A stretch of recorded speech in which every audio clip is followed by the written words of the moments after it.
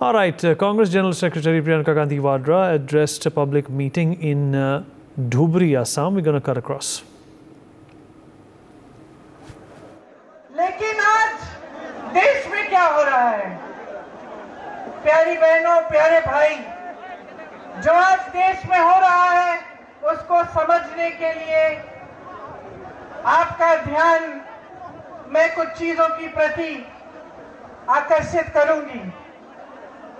देश में जो राजनीति चल रही है, असम में जो राजनीति चल रही है, उसको आपको गहराई में समझना पड़ेगा।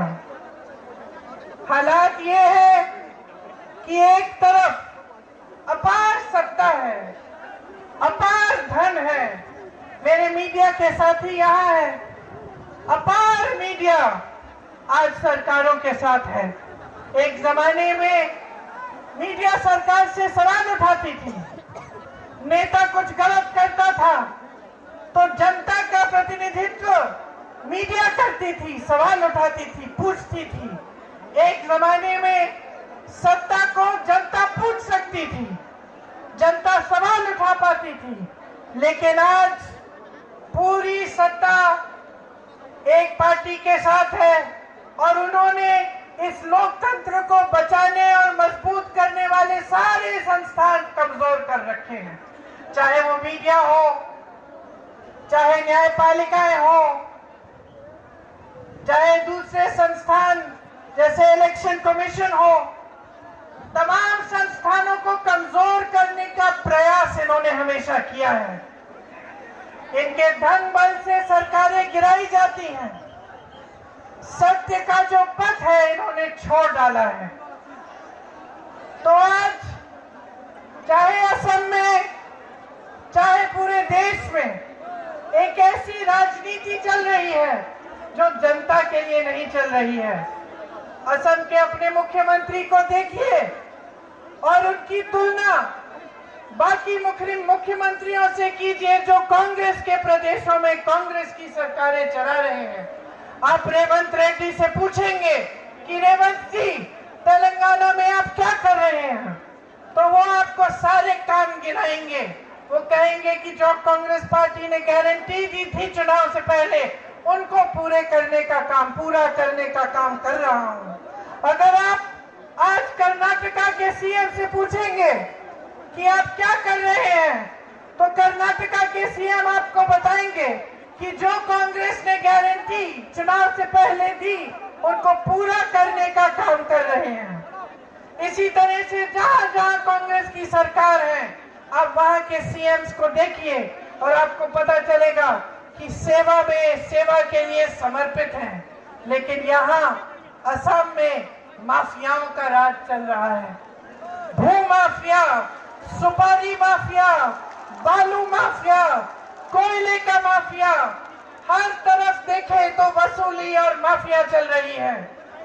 यहाँ पे सरकार जितने स्कैम करती है, चाहे वो किसान का संपदा स्कैम हो या पीपीई किट पे स्कैम हो या फ्लाईओवर का स्कैम हो, चाहे गाय की तस्करी जो खुलेआम हो रही है और कोई रोक नहीं रहा है, ये सारी चीजें चल रही हैं आपके प्रदेश में, लेकिन विकास का काम नहीं हो रहा है, आपका काम नहीं हो रहा है।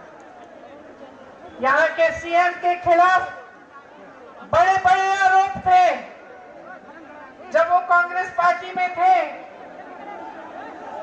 तब उनके खिलाफ एक बड़ा आरोप था।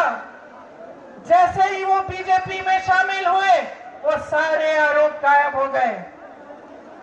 बीजेपी ने एक वॉशिंग मशीन बनाई है जिसके अंदर जिसको डालो पहले वो भ्रष्ट कहते हैं, जो भ्रष्ट होता है दूसरी पार्टियों से लाके अपनी वॉशिंग मशीन में डाल के साफ कर देते हैं। तो ये सबसे पहले इन्होंने आपके ही सीएम के साथ किया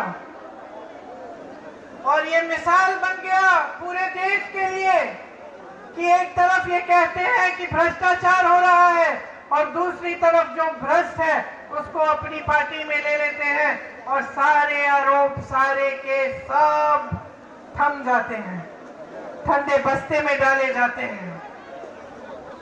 यहाँ पे जो सरकार है उसका ध्यान आप पे नहीं है, अपने बिजनेस पे है। कहाँ से बिजनेस होगा, कहाँ से कमाई आएगी, कहाँ पे कौन सी माफिया चल रही है, उसके साथ साठगांठ करना, यही इस सरकार का काम हो गया है। लेकिन इस बीच आप मुझे बताइए मेरे भाइयों, आपकी कितनी बड़ी बड़ी समस्याएं हैं। आज आप सब यहाँ पे बैठे हैं, मेरे नौजवान साथी यहाँ पे हैं, बताइए कितनों के पास रोजगार है? ऐसे हाथ उठा के बताइए, रोजगार मिला है? नहीं मिला है। किसी को, एक जने को तो मिला होगा, किसी को रोजगार नहीं मिला?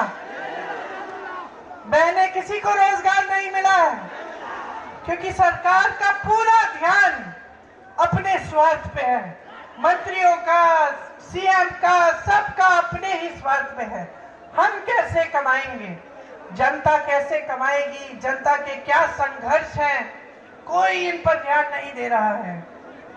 आज बेरोजगारी इतनी ज्यादा बढ़ गई है, 45 सालों में सबसे ज्यादा बेरोजगारी आज हमारे देश में है।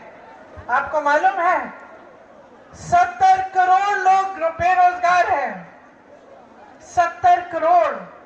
30 लाख खाली पद पड़े हैं, 30 लाख खाली पद केंद्र सरकार में पड़े हुए हैं इतने सालों से, उनको भरा नहीं गया है।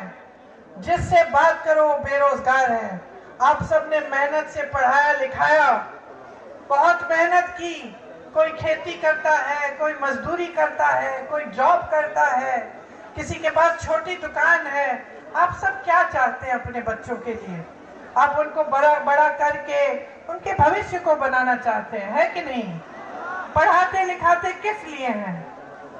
पूरी हिम्मत डालते हैं आप कमाई में, ताकि बच्चे बड़े होकर अपनी लाइफ बना पाए, अपनी जिंदगी बना पाए और उनका भविष्य अच्छा हो।